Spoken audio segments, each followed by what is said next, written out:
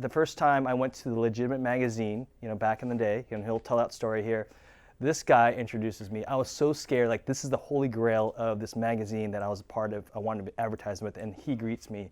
And ever since then, his career has taken off in many different ways. But I wanted him to come in here to tell his story, but really kind of see how this relates to what you guys are about too, because there is no right or wrong way of doing this stuff. And Sal's a really example of doing it his way, and introduce you to Sal. Okay. First of all, thanks, Mike. Thanks for having me. Thanks to all of you for allowing me some of your attention. I did not go to college, so this is a moment for me. Will there be a presentation at the end for me? All right. My name is Selema Mabena Masekela. That's my government name. As I started to make my way in television executives would be like, hey, so about the way we present your name, it's kind of hard for people to pronounce the whole Africanness of your name. Maybe we could go with Sal. And thus, Sal Masekela was born. And I guess it became more palatable and easier for people to remember. I am South African and Haitian. I was born in Southern California, in Los Angeles, raised in New York City during the birth of hip hop. My mother's from Haiti. My dad's from South Africa. I'm first generation American of immigrant parents. And somehow, this guy became the host of the ESPN X Games for 13 years. The voice and face of skateboarding, snowboarding, surfing, and action sports culture. And a lot of times, logically, people are like, so how did that happen? Because you don't fit the description. And I was raised in New York City, a child of the arts. My dad was actually a musician, a jazz musician, a political activist. He was a political exile from South Africa for 30 years, which is how he came to America. But my mother didn't want to be cold anymore. And one day I came home from school when I was 16, and she was like, we're moving to Carlsbad, California. I did not know what Carlsbad was. There was no internet for me to reference what that meant. I looked it up literally in an encyclopedia to see what Carlsbad, California was. There was like a few blurbs. I saw a motocross track, and it might be near the ocean. And next thing you know, I'm transplanted from literally like going to school with Method Man and like the birth of the Wu-Tang Clan into a surf, skate, snowboarding driven town on the coast of Southern California in San Diego, where nobody, and I mean nobody, looked like me. A school of 2,200 kids, 3 of whom were black. I was number 3. One kid played football and the other kid ran track, and both came from other towns. Like, it was different. And everyone spoke in different vernacular, and they had like different haircuts, and they said like, bro and dude. And I was like, what does any of this even mean? But what was interesting is that it was like the epicenter of this culture that I knew nothing about. It literally was like skateboarding and surfing were how you like made your way socially through the town, right? It's like where you got your bragging rights. It's how you like talk to girls. It was like being involved in this culture. It's how you got your music. It's how you got your dress. And after being there for like a week, I was like, all right, can't beat them. Join them.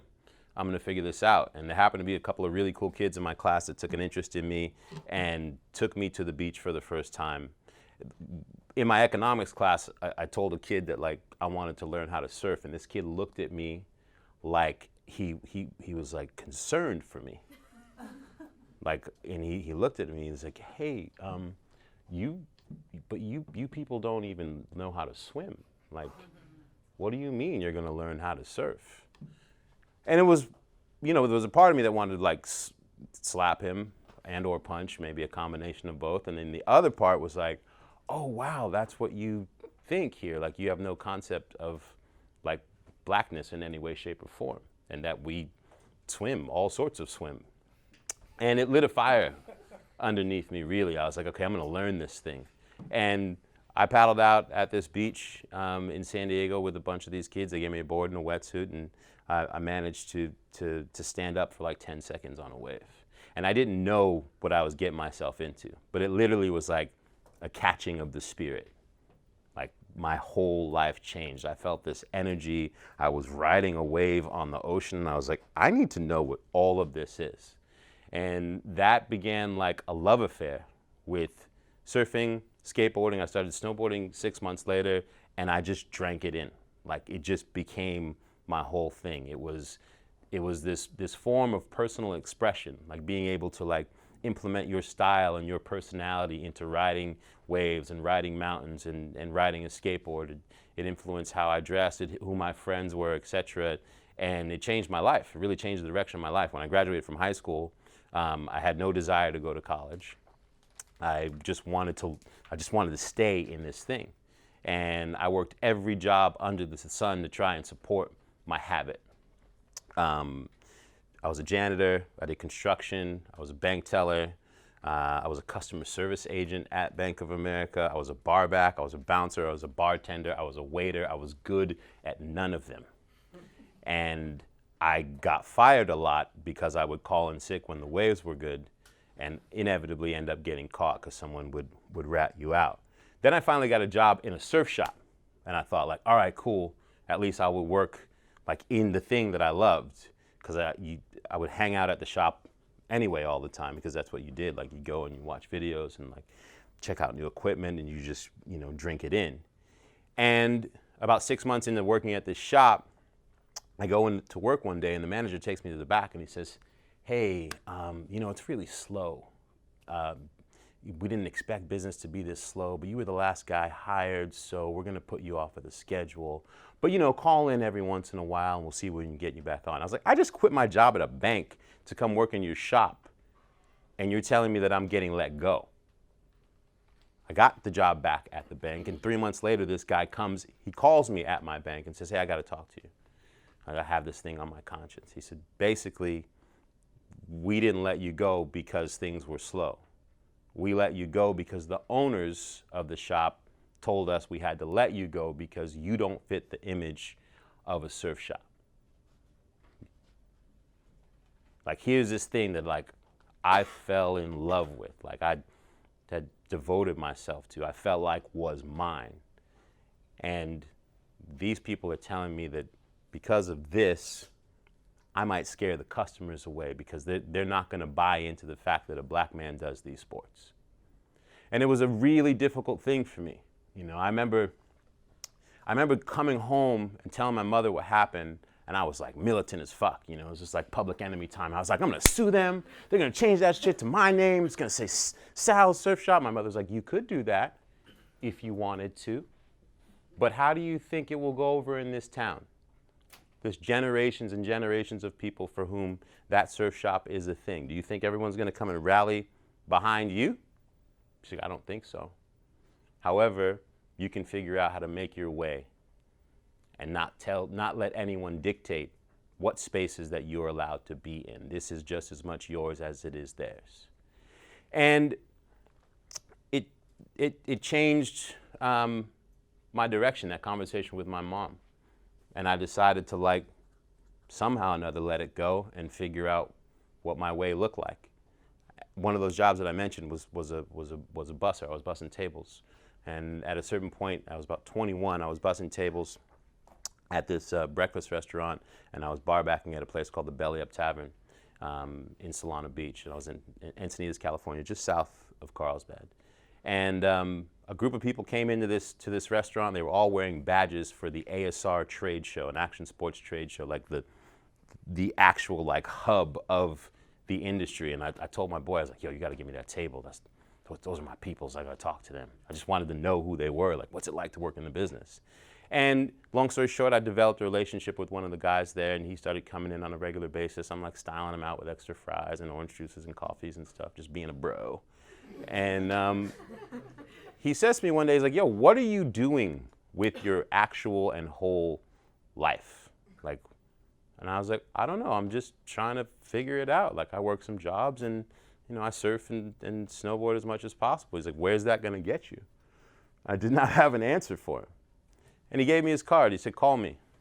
He was a senior ad sales rep at Transworld Snowboarding Magazine, which was the Bible, the lore of the sports. It would be like the Double XL to hip hop, the Slam magazine, the basketball.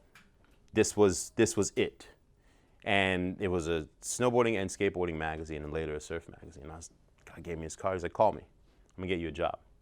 This dumbass waited 4 days to actually muster up the nerve to call him, because I couldn't believe that he was gonna hire me. I call him on that 4th day, and he's like, where were you on Monday? I gave you the card on Sunday. You needed to call me on Monday. We hired somebody yesterday. Sorry. Tell my roommates, they're like, you know what they had to say about it. And then like 3 days later, he calls me back.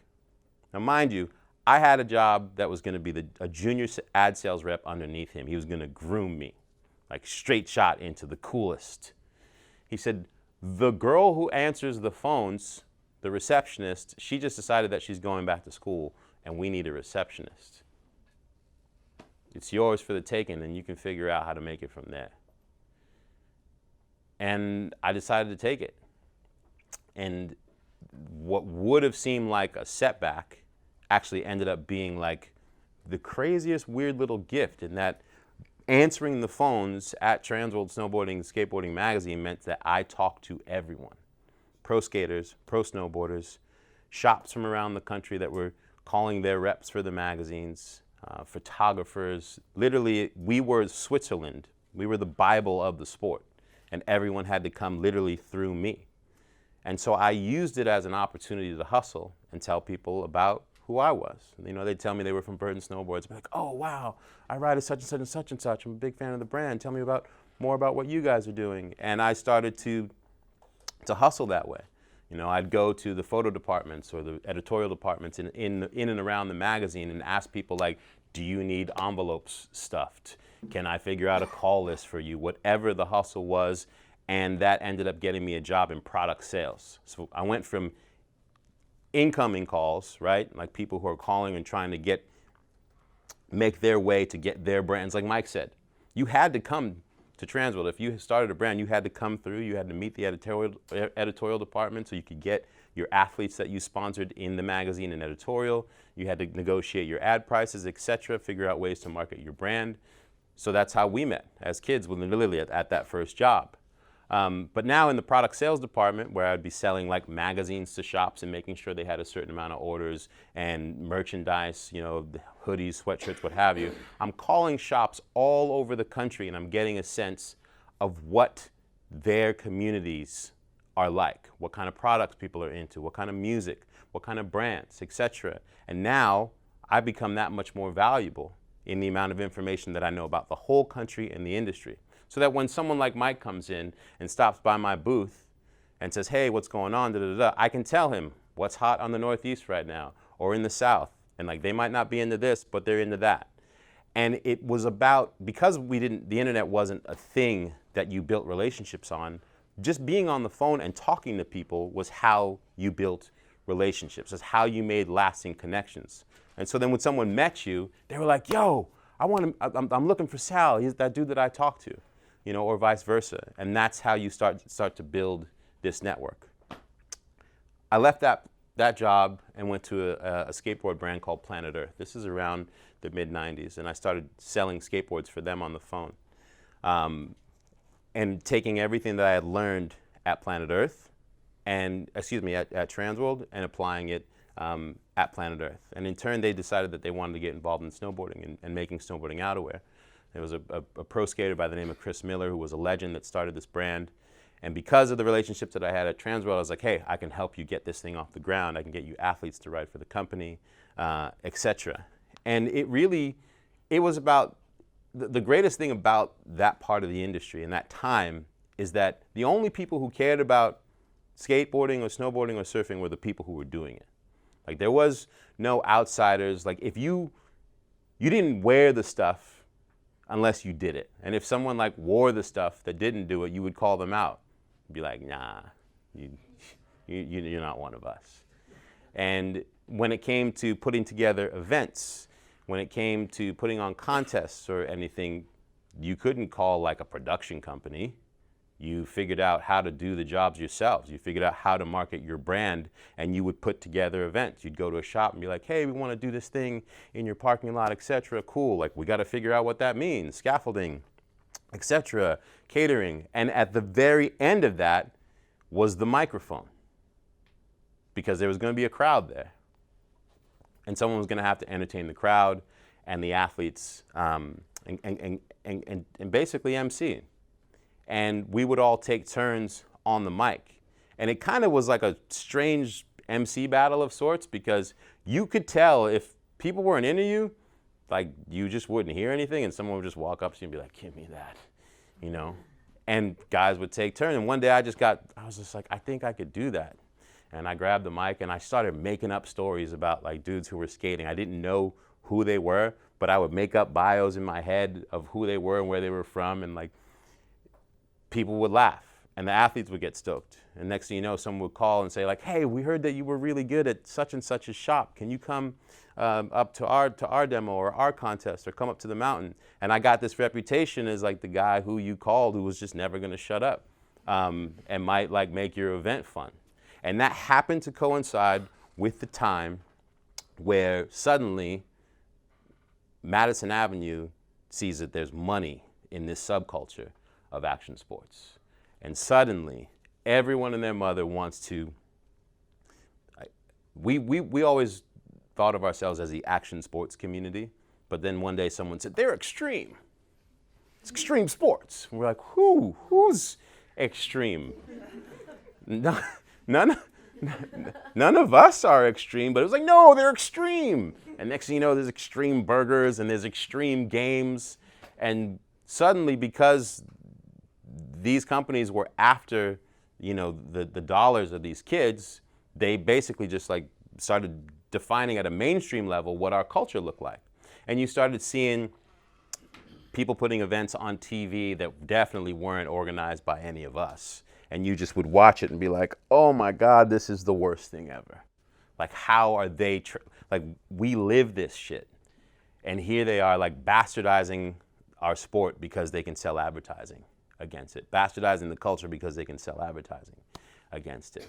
And I was at an event in 1997. It was called the Transworld Snowboarding Industry Conference. And that's the one I invented Smarty at, that same conference. Yes. That was the... What he said. And at that conference, I happened to be very unemployed. I had been working and doing team managing and marketing for Reebok's first foray. I was a victim of the thing. Like, my friend called me, he's like, yo, Reebok's putting together a team. They need a team manager, marketing guy. You know everybody, you could be the guy. And I left my job at Planet Earth and suddenly had a credit card and was flying around all these contests and taking care of these athletes. It was amazing. I would fly back to Boston and literally like download all the shit that I knew about the culture to these Reebok designers, and we were designing sneakers and snowboard boots. I was meeting with designers from England. I'm 25 years old. Like I said, I had no college reference, but these people were just pumping me for information. They wanted to know everything they did that they could about this culture.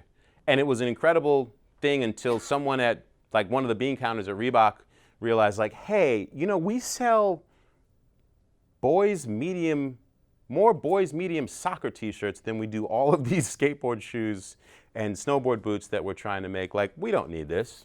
And they ran that up the chain and someone said, you're right, we're wasting money on this shit. And I got a phone call from my boss and he was like, it's a wrap. Box is done.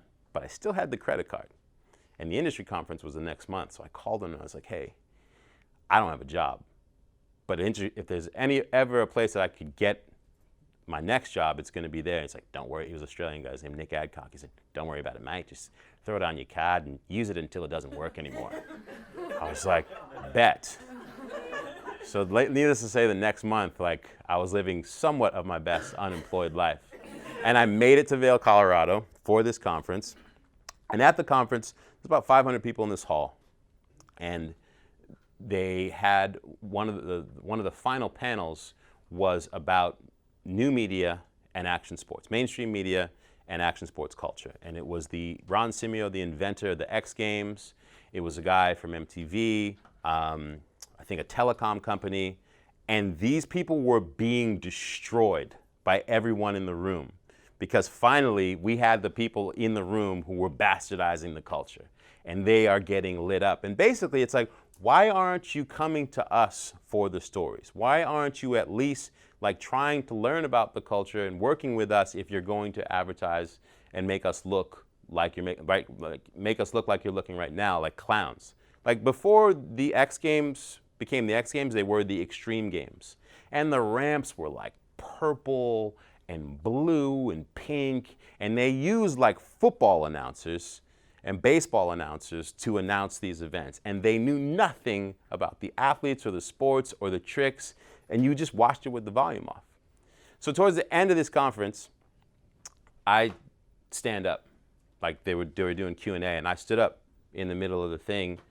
They brought me the microphone. I stood up on my chair and I just said, I think that it's ridiculous that you're using all these like regular sports guys when you could use someone like me.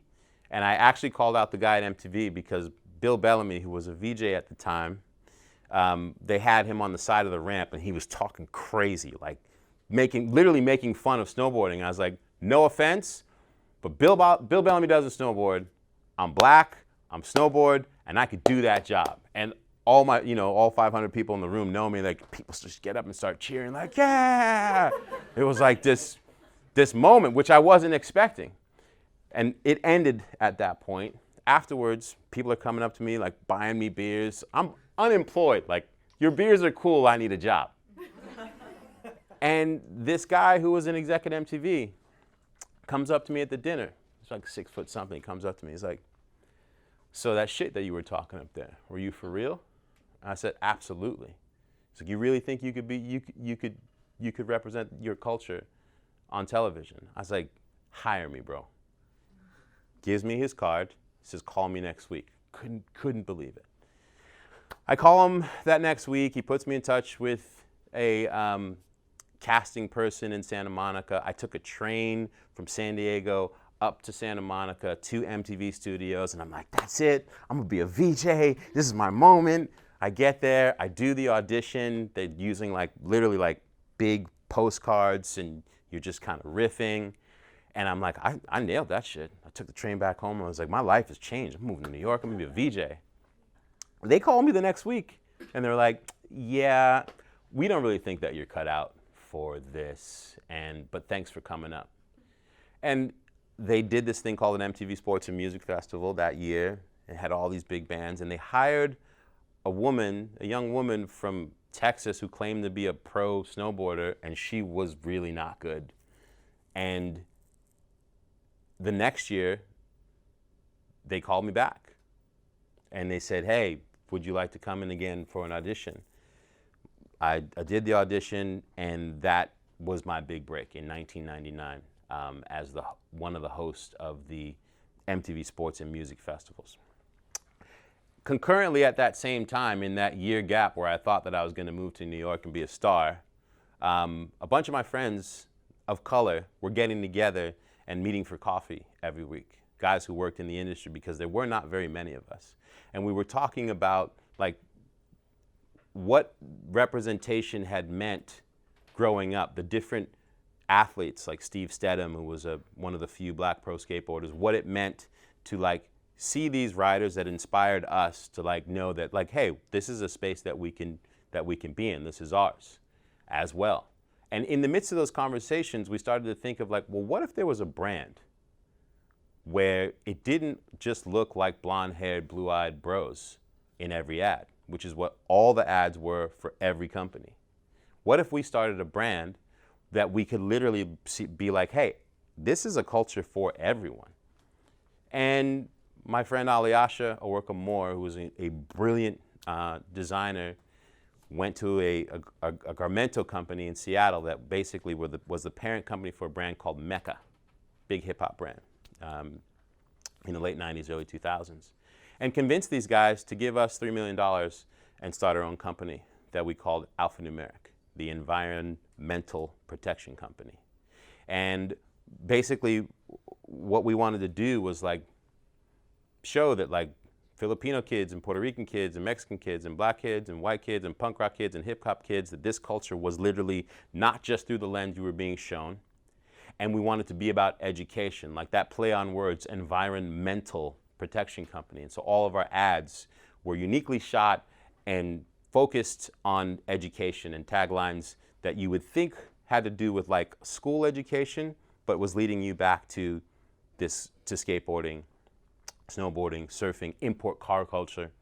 We started working with like import tuner kids and made them feel included, because most skateboarders and snowboarders, when they got successful, the first thing they did was like go out and get a Honda, go out and get an Acura. Like that was the show off that you'd made it. And so in turn, import car culture had become aspirational as well. In the following year, as our brand exploded, we suddenly had the Quicksilvers and the Billabongs and the Volcoms of the world literally at our booth, scratching their heads, being like, wait, where did these kids come from? Our goal was to basically create a Volcom meets North Face. And we did it, and we did it big. Like, we took the world by storm.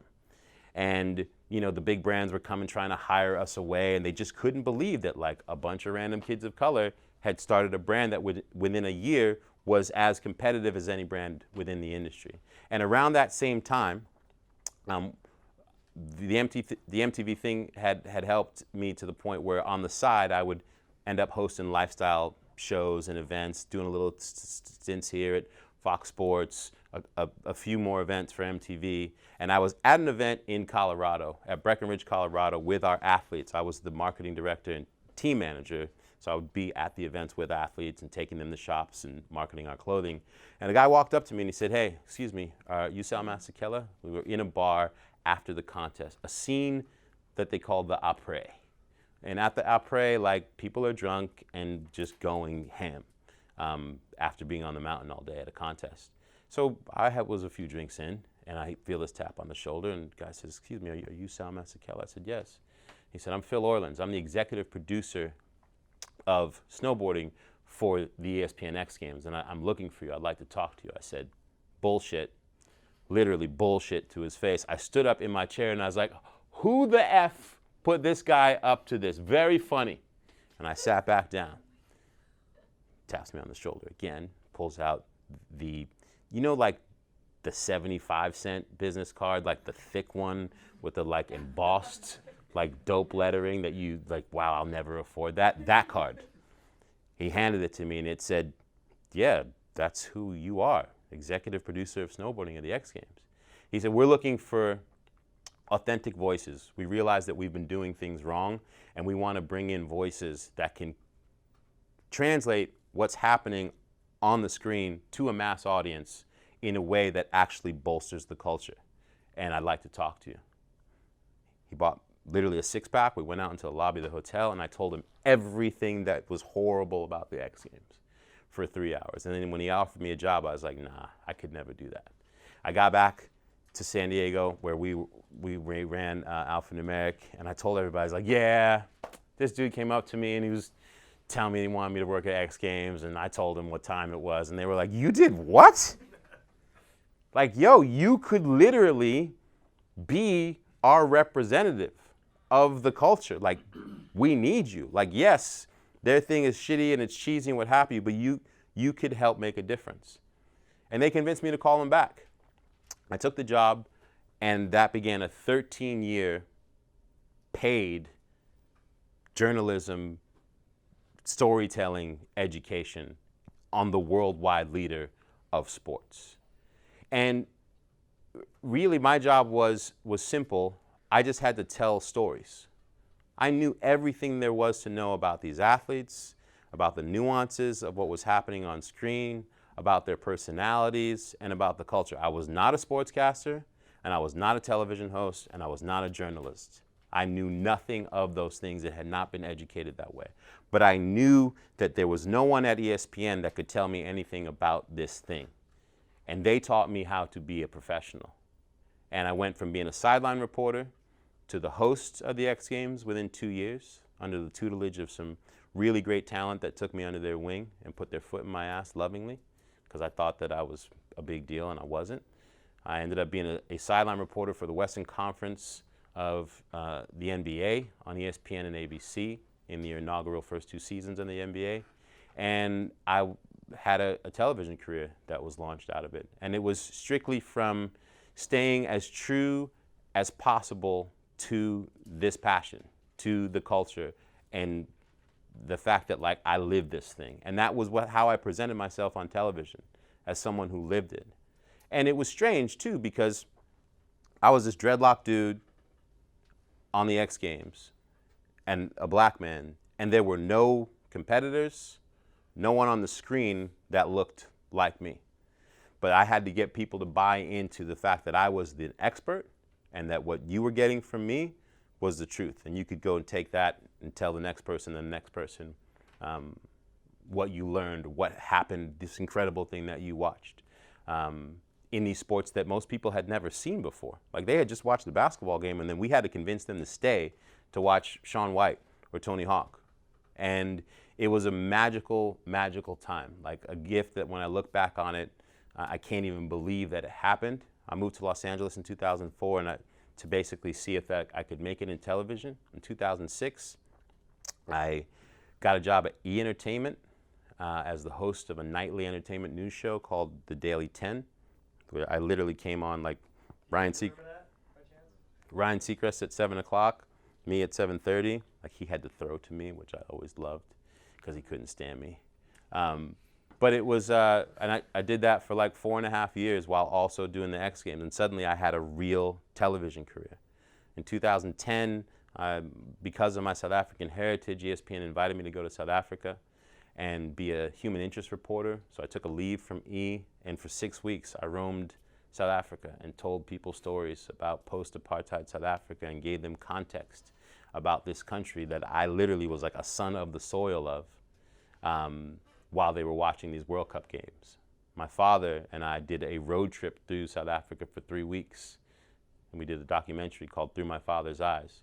And we got to do the road trip that we never got to do because my dad had been exiled from South Africa for 30 years.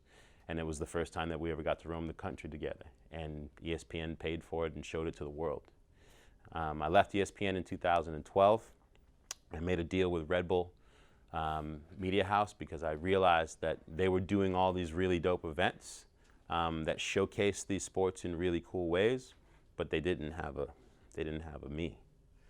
And the X Games had sort of gotten to the place where they were using the culture more as an ATM machine. And they started to care less about the athletes and less about the sports and more about figuring out a way to brand every single thing, to, the Army vert ramp or, the whatever brand they could put on any piece of it. And it just became less and less about what the culture was. And even though I had literally become a celebrity of sorts and people knew who I was, I didn't feel like I was going to the X Games to host something that I was about. I felt like I had become more like this captain of a three-ring circus that was here for 3 days, 4 days, and then it was a wrap. And when I saw what Red Bull was doing in taking individual events within each sports and showcasing them like they were the X Games around the world, I just called them and I said, hey, would you guys be down to do a deal? And they said, we really could do that? And I said, yeah. And it was the first time I ever had leverage in my career, where ESPN would always usually come contract time tell me, it's going to be your time. We're going to pay you that big money. And then come negotiation time, they'd be like, we were joking. You will take this and you will like it. So I made a backdoor deal at Red Bull, didn't tell ESPN. And when they came to me with that bullshit, I said, thank you, I'm out. And they were like, wait, what? No, we'll give you the money. I'm like, no, it's not about the money. I came here as a kid who knew nothing about your world. Yes, you educated me in how to be a professional, but you don't seem to put any value in what I have as the representative of this culture. So I'm gonna go now. In the last 7 years, I've spent with Red Bull Media House. It's been incredible. I've had a couple of YouTube shows there as well. And that led to an opportunity at Vice in 2015 where I got to make a deal with Shane Smith to executive produce and host an award-winning show by the name of Vice World of Sports. I'm nominated for an Emmy last year, won a Producers Guild Award, and it was the first time I actually got to make the decisions and actually executive produce my own show. And now I'm in an incredible sort of transition time. I'm launching a podcast because nobody's doing those by the name of What Shapes Us, because we all make these left and right turns that force us to sort of choose who we are and who we become. And I figured this sort of tent of What Shapes Us is a way for me to take advantage of these myriad of people that have done dynamic things that I've gotten to engage with in music and the arts and sports over the years. And I also have a show right now, a production deal that I just made with Morgan Freeman, who you might have heard introduce me in the tape for one of his shows. We're doing a show together called Living Forever. Never in a million years would I have thought that kid that was bussing tables and barbacking at night would ever get to go on a journey like this. And the key thing for me was, when I walked in, Mike was talking about the definition of authenticity. That was actually going to be my opener. And I walked in, I was like, oh God, Mike, like way to steal the thunder. But I too looked up authenticity when he told me what that theme was for you guys. And first I said, Siri, what does authenticity mean? And Siri said, to be authentic. I was like, no shit. What does authentic mean? And that being genuine and being as close to an original as possible. The one thing that I tell people all the time when they ask me, how can I do what you're doing? I say, that's impossible. You cannot do what I do. But guess what? I cannot do what you do, or you do, or you do, or any person in this room. Because as much as we're in a society right now where we are being told to chase what the next person is doing, we're working so hard to emulate what we see on the gram and ooh, maybe if I do a little bit of that, do a little bit of that, do a little bit of that, I can do me. That's a recipe for absolute destruction for you as a person and surely for any brand that you want to start. At the end of the day, you have to be able to walk out to the edge of the cliff and know that you can fly. I've got these wings, I can go. And no one can do so in the way that I can because no one has what I have. That is your superpower. And it sounds cliche as can be, but it literally is the ingredient for any successful brand or successful person in business, is to be able to wake up in the morning, as intimidating as it is, and as much as you have that voice inside of your head that tells you shit that you would listen to from no one else, but you listen to because it's coming from your own head, that you're not enough or you're not worthy, so let me go and borrow bits from everybody else. That's the one gift that I know that I've been given in this journey, and it's the one thing that has me still going, and somehow 20 years later, being able to feel like I'm just getting started. So we're going to open some questions right now, okay? And we're going to continue this. Questions for Sal. Sai. How do you keep your anger aside to look at opportunities, especially when you're overlooked for things because, like you said, you were not hired because you didn't fit the image? How do you keep your anger aside and then? How do I keep my angles? Oh, my anger aside. That's a great question. I get pissed and then I do something about it. But I do get angry. I get angry all the time, but I've consistently taken that anger and turned it into fuel. There was a movie that I did in 2007, an animation called Surf's Up with Sony Animation, with Shia LaBeouf and Jeff Bridges. And I had a friend that was consulting on the film. And I said, I bet there's an announcer role in there, because he told me the premise, and it's like going to be a surf contest. I was like, they need me. He's like, come with me to the studio and just don't say anything and I'll see what's up. I went with him to the studio, and they're showing the storyboards, and they start talking about that scene, and it was horrible. And I just couldn't shut up. I was like, excuse me, I'm his friend. So that would never happen. That would never happen. They're like, who are you? I said, no, this is what I do. Like, I announce surf contests for a living. And none of this works. And they thought I was crazy. Like, who are you to tell us this? But they started talking to the writers. They called me back, and they were like, hey, can you come back in? And it went from a friend of mine telling me there was no way I can get an audition for that movie to them taking that part and going from 2 pages to 15 pages. And I got to have like a definitive role in a Oscar-nominated animation. And we lost to goddamn Ratatouille that year. But it's about, for me, it's always been about like, you got to get in where you fit in, because nobody is coming to save you.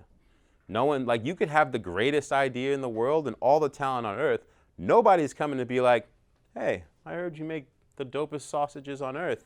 I want to franchise that shit all over America. Like, that's not going to happen.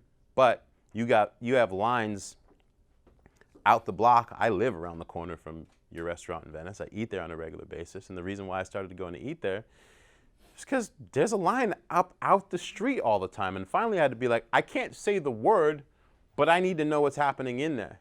And as soon as I got there, like, it was a dope culture that didn't feel like Germany, but felt like Venice, cool sausages and beer. Like, I'm here for it. But that came from making choices to not be easy and just do it in a way that, like, would be palatable for everyone. Like, that took stones, basically. But anyway, to answer your question, I do get pissed, and then I do something about it. Yep. Can you give us some tips for networking? It sounds like you're very good at it, and it sort of was the reason you jumped, like, your career progressed also because of your people skills. Build relationships, find commonality with people. Talk to people about who you are. Don't be afraid to tell your story.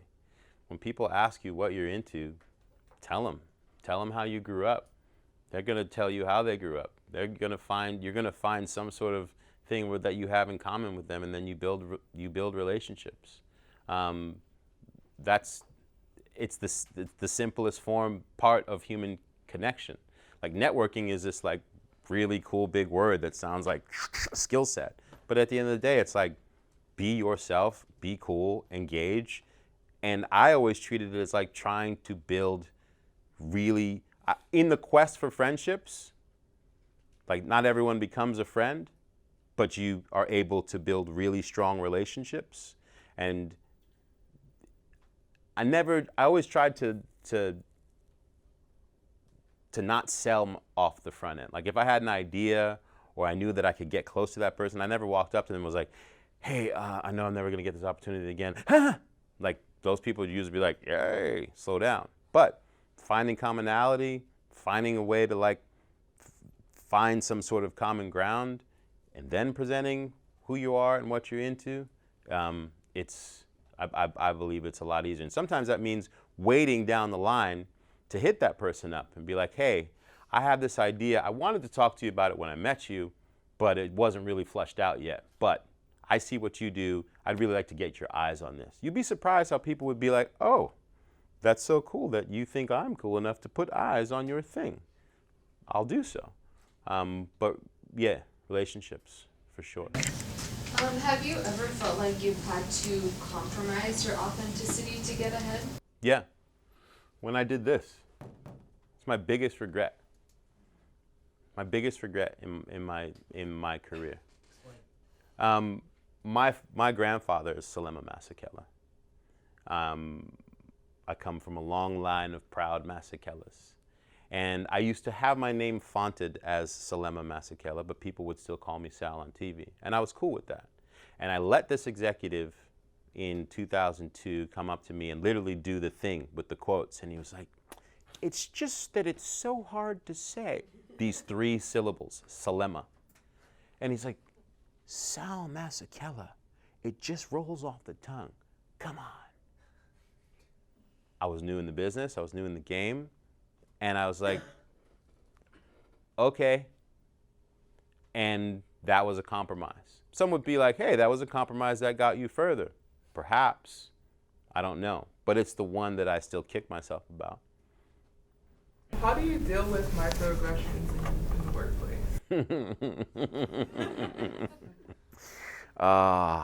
Microaggressions in the workplace. I still experience them on the regular. I was at a meeting at YouTube. Oh, I just said that out loud. I was at a meeting with an executive from YouTube, and he said to me, so, tell me, I've watched your career and I'm astounded by it. Tell me how it is that you end up being this person that, is the face of this culture, because you don't do that stuff, do you? And he said it loudly in a room full of people. Do you know what I wanted to say and how I wanted to say it? And I had to take a very deep breath. And I'm like, here we are in 2019. Let me walk you through it. And I read him in a manner where suddenly, he was embarrassed because everyone was like, low key, how did you just do that? But yeah, and sometimes I just have to put people in their place. You know when. You pick your battles. You pick your battles. Sometimes you do it low key, and sometimes you just gotta let them know. It's a little bit off topic, but where's your favorite spot to surf within Southern California? Within Southern California, well, presently it's in Lemoore, California, just outside. But my favorite's North County, San Diego. I'd say North County, San Diego is the most wave-rich environment, pound per pound. You could surf every day. Coastline set up for directions of an abundance of swell, and it's not like here where, you can get, people are like, what are they saying? But, shadowed from the Catalina Islands, etc. The swell directions here, tide, everything's so tide influenced and sensitive, winds come up early. So yeah, I road trip down to San Diego a lot. I still surf here, but it's polluted. The waves aren't that good. North County, San Diego, for sure. In terms of authenticity and your experience within action sports, and you mentioned X Games, all the marketing and everything else, where do you see action sports going, the next chapter, next iteration that's coming? I think that it's in the midst of a major sort of reset. I think the action sports train is dead. I think the ability to sort of bundle all these sports up together and be like, yeah, extreme, that's a wrap. People have built relationships with the individual sports, and I think are interested in the fact that there's nuance to the cultures within all these different ones, which I think is great for those. Skateboarding has been through the ebb and flow many times, but skateboarders are always going to skateboard, whether or not people want to marvel at it and try and market against it. Skateboarding doesn't care. But I see that now with freestyle mountain biking, with surfing, and the WSL has its own big league now. I think for me the future of it is about individuality of the sports. Obviously YouTube, Vimeo, and the fact that athletes are able to put up clips and edits on a regular basis as opposed to just waiting for someone to make a groundbreaking film. Those budgets don't exist anymore. So that's what's also great about that, is that kids have access to a level of instant access of oh, I can go and do that. That didn't exist 10 years ago. Is it almost, it feels like it's returning back to the original roots of what it was, and pushing out the mass marketing, the mass. There's always going to be that appeal that people are going to feel like they can go in and buy the outfit that makes them, identify with a bunch of different cultures. But unless you do it and live it, and you go to the places where people are where you're seeing the progression of it, Like if you love hip hop, you know, you can like say like, oh, I know who this rapper is. But then there's like, are you going to like battle raps and like seeing like what's really happening in the culture? Only people who care about like really care about hip hop and rap are going to do that. And I think it's this that allows like whatever the future is to be built away from like all the shiny lights. And then, you know, people pop up or athletes pop up. You're like, where'd they come from? Like it's been incubating within the culture, and then it jumps to the next level. Thank you for coming to talk to us today. Thank you for having me. Of course. Listening. But I wanted to know, because when you talked about your journey, been ups and downs, being unemployed and this and that, like, you made it sound like it was so light, but how did you stay motivated during that rocky time? Even like now, what keeps you motivated when things are not that great? For real, like, I've had many times in my career where I thought it was over. Like, I went from making no money to making money overnight. And because I didn't come from a family that was educated and like had precedent of like generational wealth and how to like make that a thing, I didn't know what to do with my money except like, yo, I have money now, let's have fun. And it was amazing. Like, put all the homies on a plane to Vegas and let's go. Like, you go from literally making like money per hour to like seeing 5 figures in your bank account. We were living. And then like 3-4 years later, I lost a bunch of work at ESPN overnight. I lost the MBA as quick as I got it. And ESPN changed. I would do the X Games and the Summer X Games and then all this other programming during the year based around music and other sort of like qualifying events. I was working nonstop. They had a new executive come in who was like, we don't need this stuff on our air. We'll do the winter and the summer X Games and that's it. And get this dreadlock dude off of the NBA. I went from making all of the money to like a whole lot less money. And then I had to pay my agent and my manager, etc. I was basically back to like pre-TV money. And then one day I get in the mail one of those envelopes from the IRS. Hi, so we see you've been living and popping bottles and stuff, and we're ready for ours. And like, put a lien on my bank account, like zeroed that shit out. Then you find out that, oh, you have to pay penalties, etc. And I spent the next 4 years, while everyone knew my name, and like you walk up like, yo, it's that guy, broke and paying back the government. And I had an incredible mentor, a guy by the name of Bob McKnight. He was a CEO of Quicksilver. And I was on a trip with Bob. He had taken me on a trip. And at an event, and I was talking to him, and I just kind of broke down. And I was like, Bob, I don't know what I'm gonna do, but like, yo, I'm broke.